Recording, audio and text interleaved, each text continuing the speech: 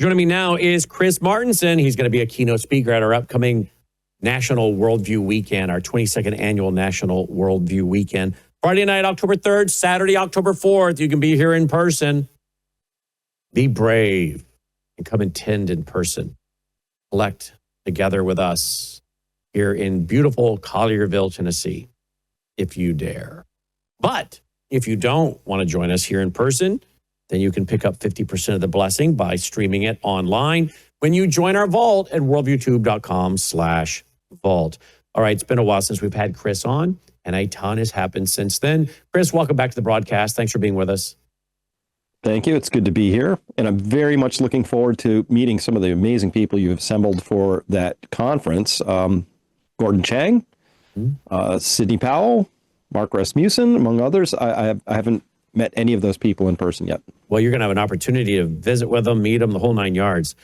All right. I want to get your take on many things tonight. Digital IDs, the economy, the cut of the interest rates, increasing inflation, silver, gold, social credit scores, AI data centers. I mean, we have so much to get to. How about this one, too?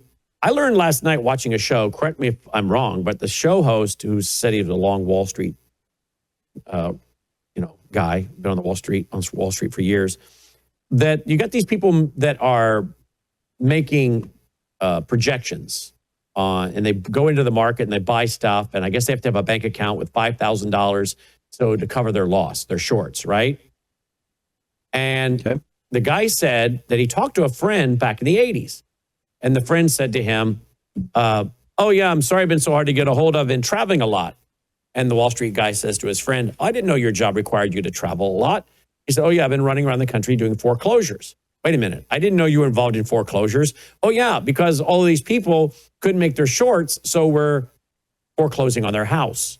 And he went on to say that a lot of these folks don't realize when they play this game that they can actually lose their house. And he said most people that are doing this don't know they can lose their house doing this. And he's warning a lot of people are about to lose their homes because they're playing in an area they don't understand. Now, that was all new to me. Do you want to comment on what he's talking about? Is that accurate? Well, it can be. So if you have a brokerage account, there's two kinds. A type 1 account is a cash account. That's not, you can't short stocks, you can't do options, any of that. But people who like to gamble and play, they're using what's called a margin account. It's a type 2 account. And those accounts, you can lose more than you actually have in the account easily by shorting stocks or selling a naked option of some kind, which means that you don't have a covered position. It could run against you. And it's entirely possible. Now, we have record amounts of what's called margin debt in the system right now, over $1 trillion. Some of that's the big boys and girls playing, but some of there's a lot of retail people out there who have been playing the game. And as long as everything's going up and to the right and the Fed's printing money and the federal government's deficit spending, things tend to float along. But if you get a big turning point, people will be shocked to discover that when you lose more than is in your account, you're actually on the hook for that. It is a recourse loan that you have. So they can come after all kinds of things. I hadn't heard about coming after houses, but wouldn't surprise me. All right. Now, you did a lot of investigation on the attempted assassination of President Trump in Butler, Pennsylvania. The actual assassination of Charlie Kirk looked very similar. What are you making of this? There's a lot of people speculating. What have you learned? Have you studied it at all? I know you got a lot going on. I think you just had your national conference. Did you have any time to study this? And if so, what have you learned? What are your questions? Well, the assassination happened on the 10th, and I was, our national conference started the 12th. So I didn't have a lot of time to pour into it, but here are the similarities. The FBI is not being transparent or forthcoming, no matter what Kash Patel says. There's a lot of things we don't know right now that could be cleared up if they could just be transparent. So initially, it looked like lone gunman, one shot, goes to the neck, kills him.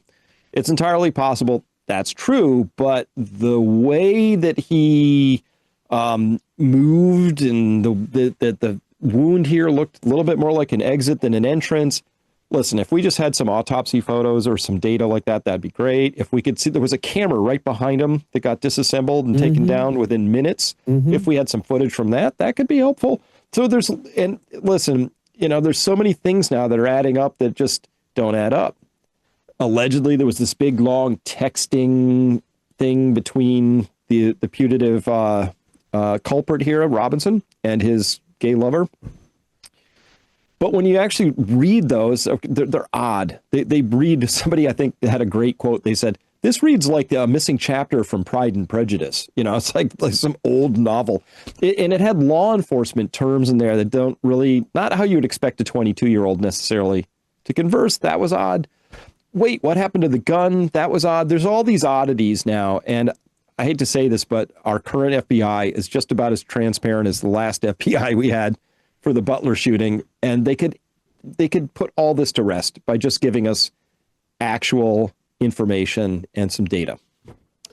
Yeah, they could, because I'm starting to think that looks more like the exit wound, not the entry wound. Kind of does. Right. All right. Well, it does. And it just the way his body moves and the earpiece flying out, there's a lot of oddities again. And look, you'll always find some oddities in something like this, but there's enough adding up here that I think it doesn't add up currently. And the whole timeline of when this kid, did he get dressed? Did he change his clothes? Did he not? Where's the gun? Did he allegedly he disassembled it and then reassembled it? And that all seems very unlikely for somebody who's under that amount of stress, right? Obviously, executing somebody publicly that's going to jack your adrenaline.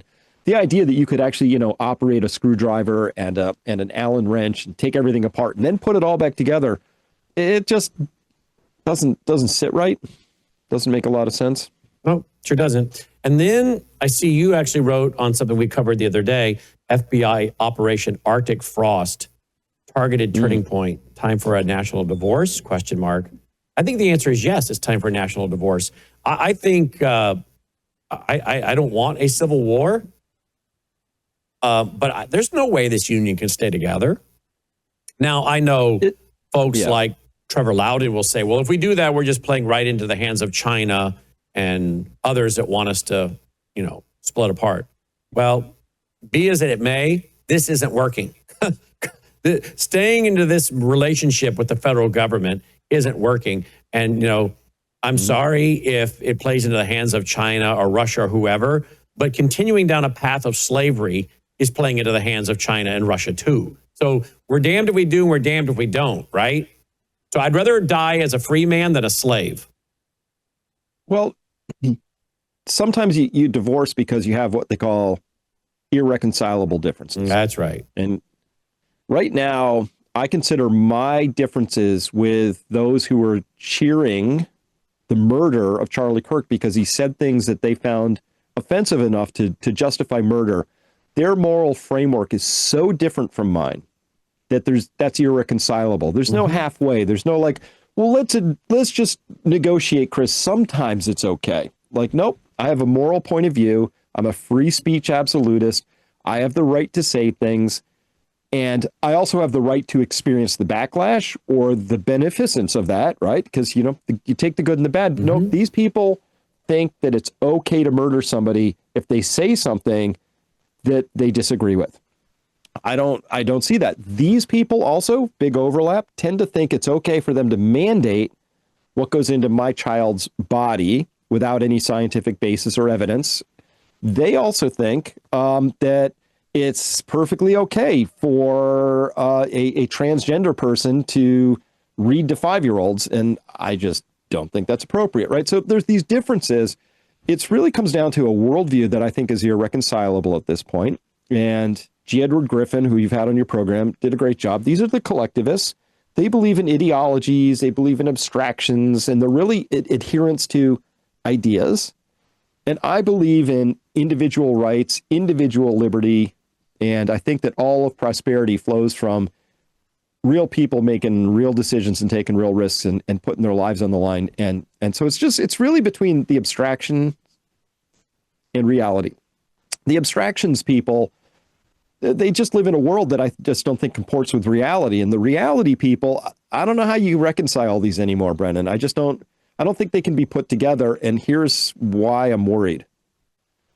They could not possibly re-educate me to their positions, right? They'll never get me to agree that to affirm gender, it would be an appropriate thing for my daughters to mutilate themselves. They're just never going to get me. Not in this lifetime. Can't bring me over. So they're sure I'm in the wrong, and I'm equally sure they're in the wrong, and that they also probably can't get re-educated in this lifetime. So what do you do when you have people who have irreconcilable worldviews, where there's no middle ground? There's no like, well, maybe the lawn should be 6 inches. You think 5 inches. We'll compromise. 5.5 inches is the cut line for our agreement. I don't know how to reconcile this anymore. And that's just come to me in the past couple of weeks. And it really solidified around the reactions to Charlie Kirk's murder. And that's just where I'm sitting right now. Yep. Well, let's talk about the FCC chairman coming out. Logan, can we pull the clip by the FCC chairman? Because I have no problem with Sinclair Media or what's it called? What's the other company? Star something another? Star? Nexstar. Nexstar. Yeah. I have no problem with these companies saying, we're not carrying a show. They're, we can carry what we want. They can carry what they want. Not a problem. Yep. What I have a problem with is when they have the federal government leaning on people and the federal government saying, well, we don't like this. This is not in the public interest. I saw somebody with the Federalist today, who I normally like and agree with on many issues, saying, well, the FCC, it's about what's in the public interest. And I said on the radio today, well, how do we know in the next administration they say it's not in the public interest for Brannon to be on 74 Christian terrestrial radio stations? Okay, just for those who know, to remind everybody, I'm on 74 Christian terrestrial stations, AM and FM, right? Okay, that's under FCC rules. Those are FCC license. On the internet, I'm not. Right? On Roku and these other platforms, we're not. Mm-hmm.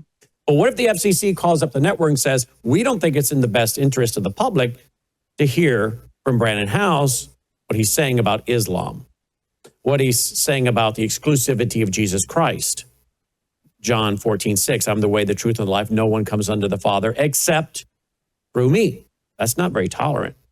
Or that he is reading from Romans chapter 1 on the LGBTQ agenda and providing all this commentary. That's hateful. So he's Islamophobic, he's homophobic, xenophobic. He's got to go. It's not in the public interest. I'm sorry. When did the public interest become the standard for being on radio? And who defines that? I don't even think when we looked up today, the FCC even has a standard for public interest. We looked it up. We don't think they even have it. They do it case by case. And yet here we have all these people cheering the government, putting pressure on companies to dump Kimmel. Look, if the free market wants to say there's no audience, there are no advertisers, they're pulling their advertising, we can't sustain a profit, it's collapsed, then the free market decides. But you deal with the free speech. You don't have to like what he said. Let's debate what he said, right? I mean, I told my team, somebody get Jimmy on my show. I want to debate with him. What did you mean? Why did you say this? Did you not know there's other information out there? I mean, this is going to flip on us so badly, and we are slitting our own throats. Is the conservative movement this stupid, or is it? Because my audience, I don't think is buying into this. But then again, my audience isn't the typical Fox News talk radio crowd. I told my wife today, most talk radio is entertainment. It's not to educate you. It's just to entertain you and distract you. Right, left, right, left. You've already made that reference now. I said, babe, my show is different. Years ago, we said we are not going to try to have the biggest audience. Because to have the biggest audience, I'm going to have to be an inch deep and a mile long. And I'm not going to sit here and talk to morons all day. Okay? Do I want to educate people? Yes. But I cannot bring people along if I'm only allowed to go an inch deep and a mile wide. I've got to be able to talk about communitarianism, globalism, sustainable development, Agenda 21, Fabian socialism, Marxism, communism, postmodernism, a lot of isms. And if they don't want to keep up with that, then this show's not for them. Because we're like the Marines. the few, the proud. Okay. I said to my audience years ago, we are programming for an educated audience. Happens to also be that an educated audience, whether self-educated or formal education, tends to be a middle upper class audience, which guess what? That means they also have the funds by which to keep a network like ours going. Or we can cater to the dumbed down masses, never really accomplish anything because those people will never be leaders. And they broke. And you can have 1 million of them following you on Twitter and they have nothing. They're broke. Or you can say, I want to educate people that are already partly educated or new people who want to be educated. And educated people, as I said, tend to be people who work hard, who apply themselves, who have discretionary income and can support a network like ours because they see it as a public service. And that's what we've done. And many people will ask me in the broadcast world, how is it your organization grows and does what it does? Because we're not looking for the biggest audience. And I know a lot of people have a lot of followers, but they have no resources by which to go anywhere other than their basement. So what we do here is educating people. But by that very nature, we're going to be offensive because we're not catering to the masses. And that's why I ask. My audience gets it. But most of your so-called conservatives out there or MAGA people, they're not the brightest knives in the drawer. I'm sorry. They're not. They're reactionaries. They're not using reason, logic, and context. They're having emotional and political reactions, including some of it is revenge. Well, that's always a dangerous game to play. Chris? You know, during COVID, I struggled a lot with this because I ran up against the censors and I got censored a lot. And we found out later the government was inside Twitter and YouTube and leaning on them. And they had the CISA people and the FBI and all this stuff. So we had to struggle through what they called misinformation, disinformation, malinformation, these vague terms, but they'll know it when they see it. And that was bad. And I hated it. The idea that Pam Bondi's going to come out and say, well, we have to, legitimately curb hateful speech. What is that, right? It's not a term that anybody can define, and it doesn't make a lot of sense. Look, you either have the First Amendment or you don't. The government shall make no laws abridging the freedom of speech. Now, listen, it could be hateful speech. It could be harmful speech even. But the cure for that is better speech every time, 100% of the time. I didn't like Jimmy Kimmel, his whole wheezy thing during COVID, bad taste. By the way, don't forget he started on The Man Show, or his ethics included, we're going to put girls on trampolines and, be crude and all that. That's who he is. And he was just sort of a crude guy. I didn't think he was all that funny. I didn't consume his program. I don't care. If Sinclair says, hey, we have sagging numbers and he's not reaching people and nobody finds him funny, which is, guess what? You can't be woke and funny at the same time. It's kind of like a bad combo. It just doesn't pan out. I get it. But the government should not step in. And it disturbs me that because it's the Trump administration stepping in, some people are okay with that now. Yep. We're just getting bait and switched, right? Yeah. It was like, first Trump, Biden does it and then Trump does it. We lose a little here, we lose a little more there. It's just the same program is running, which gets us to that authoritarian worldview where this is where we're going. That whole technocracy, which I saw in your prior piece, that's where we're going. Mm-hmm. And it's going faster under Trump than it did under Biden right now. We're losing more. Isn't that interesting what you just said? It is going faster under President Trump than it did under Biden, because my executive producer of the Worldview Report said that very same thing to me today in a conversation. He said, we are moving so quickly toward technocracy under Trump. We are headed in the same direction, but really quite faster in some regards under President Trump.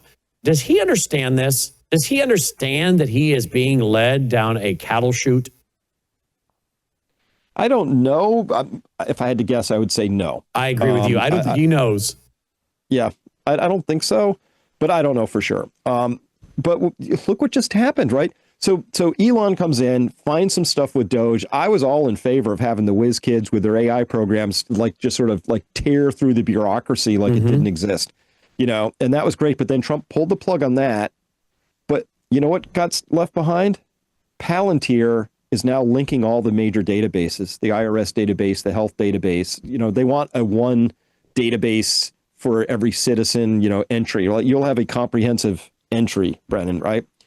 And then, I like what RFK is doing a lot in HHS, but the replacement person they picked for the CDC is one of Peter Thiel, that's Palantir's, top lieutenants. Like, it just, you can feel it coming.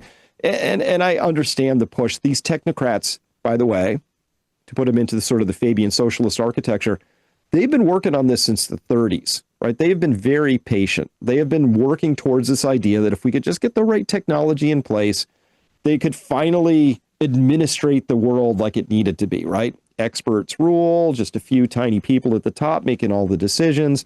And we're pushing towards that ever faster. And it's happening a lot under Trump because the people who were sort of pushing back against this were on the right, as it were. They're on the MAGA side. And because Trump is in there, I see a lot of them confused about whether they should be upset. There's some of them will say, you can't say anything bad about Trump. I won't hear it at all. There's others who are starting to have some questions. Right? There are. Yeah, there are. Which is why, by the way, our numbers are going up. Okay. Our numbers keep going up. I wouldn't change course even if they were going down because I'm not going to be a whore. Okay. I'm not going to be a political TV whore. Okay. I'm not going to be a lapdog. Okay. We have Sean Hannity, I think, for that. He can be the lapdog. Yeah. Okay. But our numbers are going up. And I think it's because people realize House isn't a political animal for one party or other. He's just a journalist and a truth seeker and a truth teller. And I think they know that. So I would imagine your numbers are going up for the same reason, right? Well, a lot of people are waking up now, and because it couldn't be more obvious just how broken things are. And we're getting more. This is more important to me because what you said earlier about your audience is really important to me too, is that I like to reach people who have agency and resources and know how to act, right? I'd rather reach one person who's going to do something with that information than a million people who will do nothing with it. Exactly. I'm totally clear on that, So more people with agency are starting to show up because let's be clear about this. The technocrats are fundamentally a collectivist, communist sort of a worldview. And they believe that this time we're going to rebuild the Tower of Babel, but it's a technology tower this time, and it's going to be great. Because what could go wrong? And they live in their little echo bubble, and they don't understand how the world works. And I'm over here understanding that the economy is a complex system, that it needs energy, it needs real people doing real things, that we're not all going to run by robots anytime soon. But they're trying to push us into this direction. I think they can feel their finger on the brass ring, like, we're almost ready. And that's why things are speeding up so much right now. Well, if they do that, what they don't understand is that they're going to break the very thing they're trying to manage because it's an unmanageable thing. They have a lot of hubris. You would need you need to have just a little wee bit of humility to understand that not only can it not be managed, but it shouldn't be managed. An economy is a collection of people making individual decisions across a wide range of new variables. Like your situation in Tennessee is going to be different from somebody in Palo Alto, is going to be different from somebody in Palm Beach versus where I live, right? And we all have to react on that basis. They are busy breaking this economy. By the way, under Trump, remember we were supposed to have all this amazing stuff. Our trade deficit just clocked one of its highest 7-month periods. And for August, our actual federal government deficit was $348 billion when total receipts were $344 billion, meaning we took in one, but we spent two. This is totally unsustainable. They threw in the towel on Doge. We're just going to spend like drunken sailors. Somehow this is all going to work out. And, I'm just not buying it at this point. So I'm not either. People have to be ready. And gold's continue to go up. Silver's going up. We cut, the Fed has cut. They're going to do more cuts. This is going to be inflationary. I want to get into that for just 1 second, but before we get too far away from some of the things President Trump is saying that make me nervous, because I don't want, if this was Joe Biden, if Joe Biden said what we're about to hear President Trump say to an ABC reporter, what if this was Joe Biden saying this to a right side broadcasting reporter? Joe Biden saying this to a Christian Broadcasting Network, CBN reporter. President Trump saying this to a One American News reporter. How would people respond to this? Listen. It is appropriate, President Trump, that a president in office should be engaged in so much business activity. Well, I'm really not. My kids are running the business. I'm here. You know what the activity, where are you from? I'm from the Australian Broadcasting Corporation, Four Corners program. Well, the Australians, you're hurting Australia, right?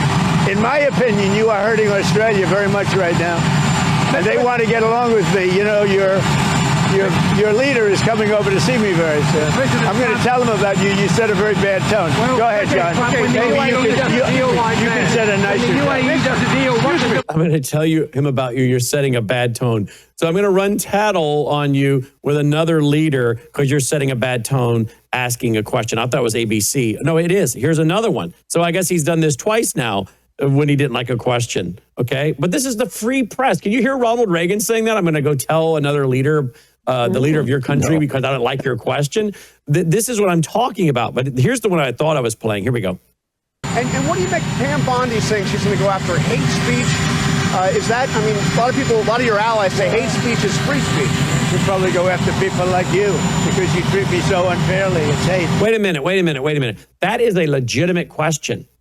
That's the kind of question I would ask, because I think, and I've been against hate speech for a long time, probably a decade or more. We've got 15, 16, 17, 18, maybe 20 years. You go back into my broadcast schedule, listening to me talk about hate speech and how that's going to be a ruse to get rid of people like me. But I'm sorry, Mr. Trump. I'm sorry. I like to cheer you on when I can, but it's not about you, okay? It's about the country. And immediately, he turns it to about himself. Listen to this. And what do you make Pam Bondi saying she's going to go after hate speech? Is that, I mean, a lot of your allies say hate speech is free speech. You'll probably go after people like you because you treat me so unfairly. It's hate. You have a lot of hate in your heart. Maybe they'll come after ABC. Well, ABC paid me $16 million recently for a form of hate speech, right? Your company paid me $16 million for a form of hate speech. So maybe they'll have to go after you. Look, we want everything to be fair. It hasn't been fair. And the radical left has done tremendous damage to the country. But we're fixing it. Okay. But life isn't fair. Didn't your parents tell you that? And didn't you just prove the point? We don't need hate speech laws where the government prosecutes people. ABC supposedly said something about you. You sued them. You got $16 million. That's the free market and the legal system working it out. But I don't like the questions you ask. The things you say are hateful, and we'll probably be going after people like you because you treat me so unfairly. So you want the federal government coming down on broadcasters because the leaders get their feelings hurt? So the next administration is going to say, well, we're going to go after and prosecute Brandon House for hate speech because he's critical of people in the administration.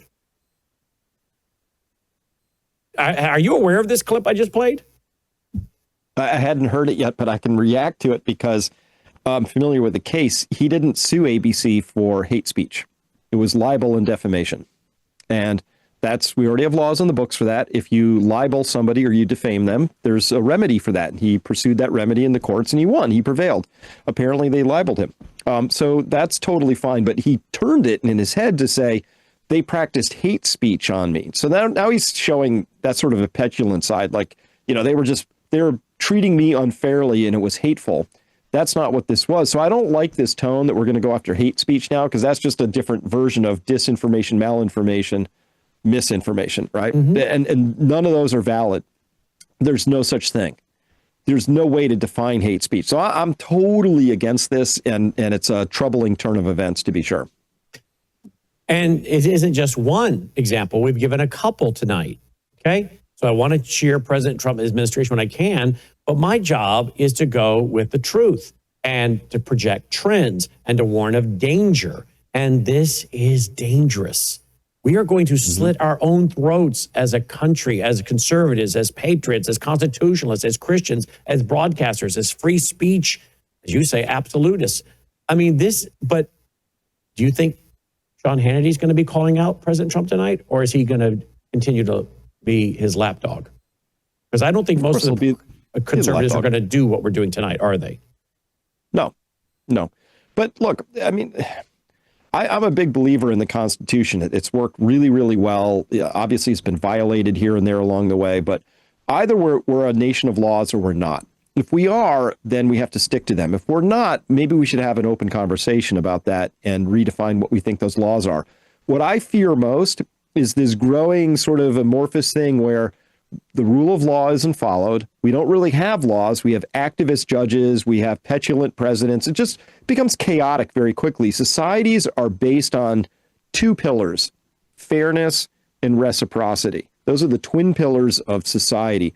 Well, that fairness side, Brennan, you can't have fair if you have just random applications of the law based on whim. It just doesn't work. It just doesn't work. That's how things break down very quickly. All right. Then finally, where we're headed, this economy. We've got the big, beautiful bill. It's adding in trillions over the next few years. We've got an interest rate cut with more to come, which is going to make more money, which is create more inflation. Peter Schiff and others were saying we should have left interest rates where they were, maybe even raised them. Others will say, no, we have to get the economy going again. Aren't we just continuing to build bigger and bigger and bigger bubbles, which means bigger and bigger and bigger busts? Yes. Yes. So obviously the stock market's in bubble territory, and by every measure, it's not just a little bit expensive, it's in record territory. You got that. 2, we're not controlling anything around the spending side. 3, M2, which is a broad measure of money, is exploding across the developed world, right? US, Japan, Europe, everywhere. And into that mix, we have things like stocks at all-time highs, Bitcoin all-time, gold at all-time highs, home ownership at like least affordable ever. And the Fed cuts rates.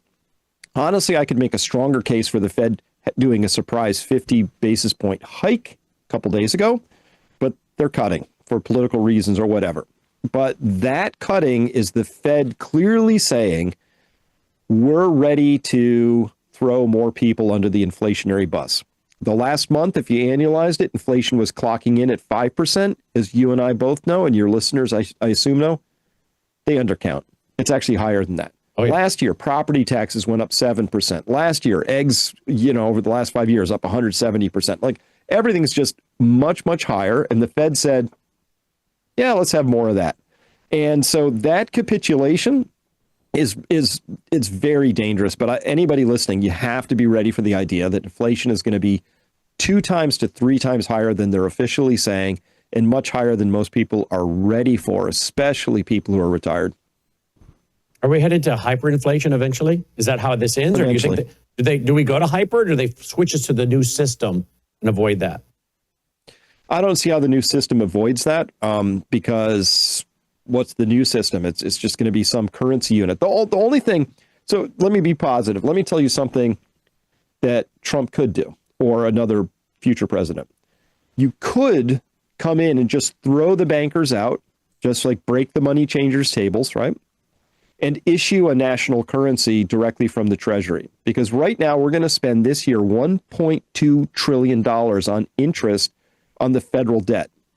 Now, what is that? Well, that's because we instantiated this thing called the Federal Reserve. And they were supposed to, back in the day, 1913, they set that up. Kind of, you had tellers, and there was paper cash, and there was gold sitting in vaults. And it took, you could understand, you could make the case for why would you pay bankers to administrate your money for you? I could make the case, I still don't like the Fed anyway, even back then, but different story. Fast forward to today. We are now borrowing money from the banking system and paying $1.2 trillion for that system to lend us that money. In this day and age, Brennan, there's no reason for that. It doesn't cost $1.2 trillion to administer a money system. Doesn't even cost 1/100th that amount. You can issue money directly, run it yourself, run it on a few servers. It's not a big deal. So why are we paying $1.2 trillion to bankers to lend us our own money back to us? It's a crazy thing. I know it's a little bit of an out there idea, but if somebody wanted to do something that would make me sit up and go, that's okay, that might work, we would begin to issue money directly from the Treasury and cut the bankers out of this story.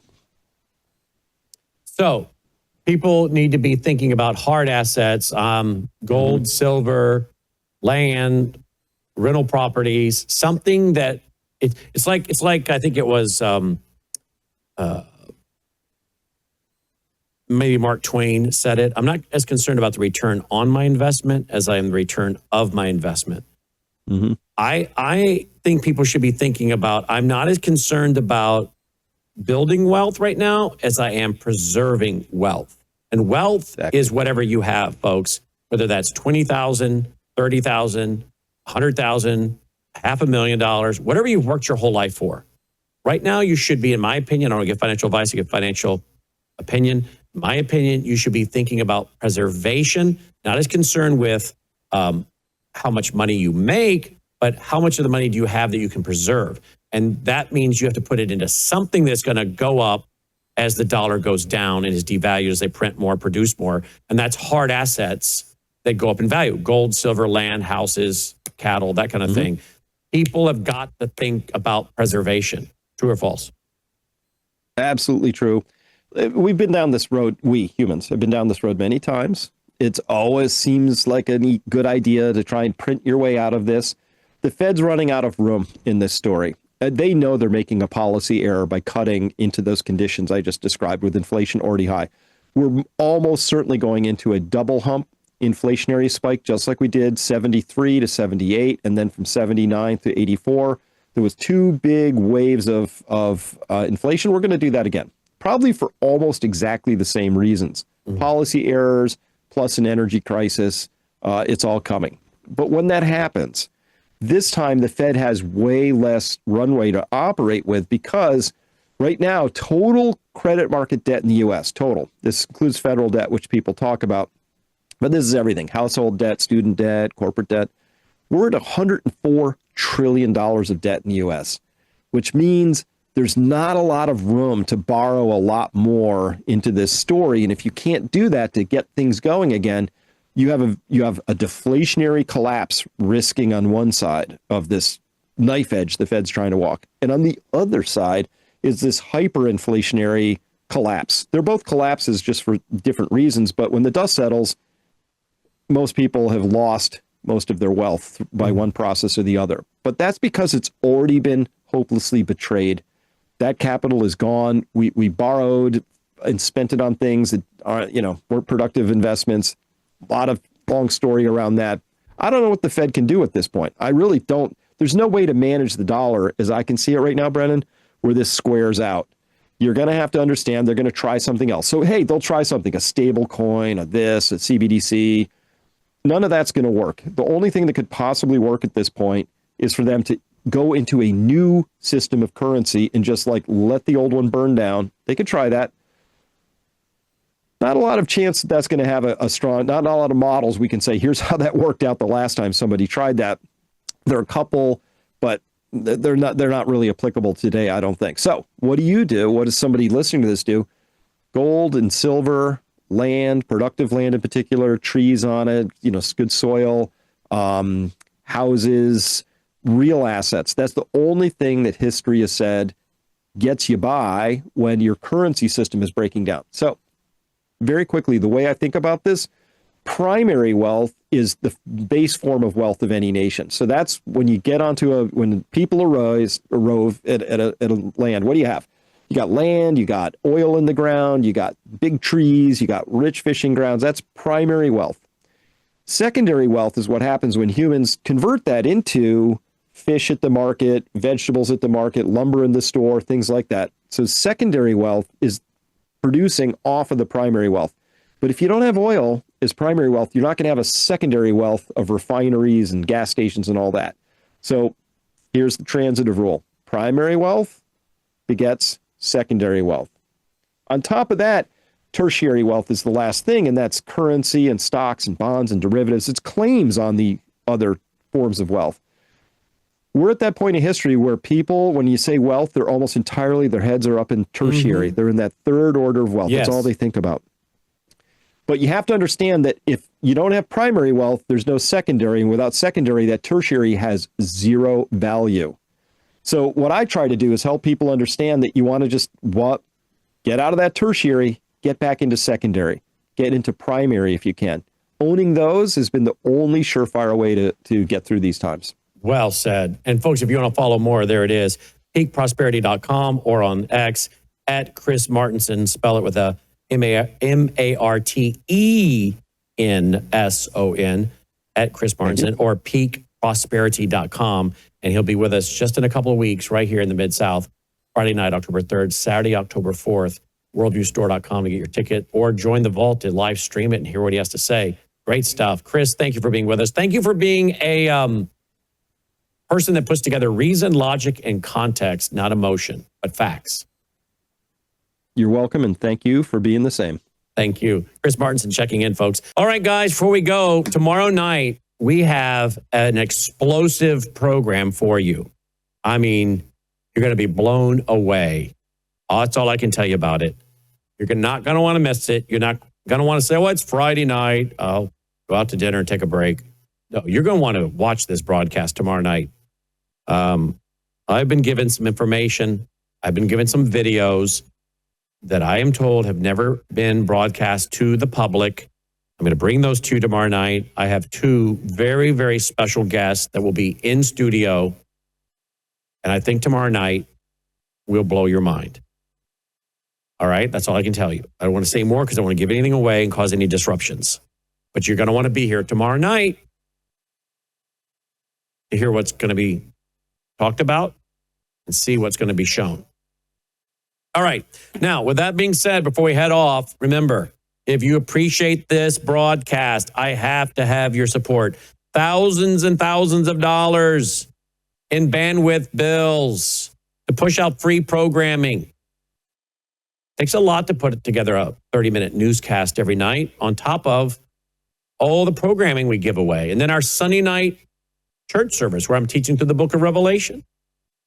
If you appreciate all we're doing, folks, to defend the First Amendment, free speech, freedom of religion, parental authority, private property, the right to your Christian conscience.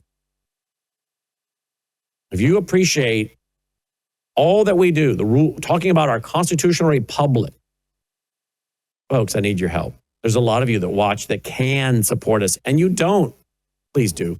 If you are, thank you for doing that. Thank you for continuing to support us. You also will find our mailing address there if you prefer to support us through the mail. Worldviewfoundation.com, worldviewfoundation.com. All right, roll the music. Let's call it a night. Dolly, come on over here and say goodnight. Come on. Come on. Come here. Why are you going to be like that? You come over here when I don't call you, but you don't come when I call. You're playing hard to get, aren't you? All right, fine. Don't come over and say hi to everybody. That's fine. No problem. I just used a little reverse psychology on her. I knew you'd come over if I ignored you. Yeah, you're predictable, aren't you? Yeah. All right, say goodnight, America. All right? Thank you, guys. That's so sweet. May God save America. Take care.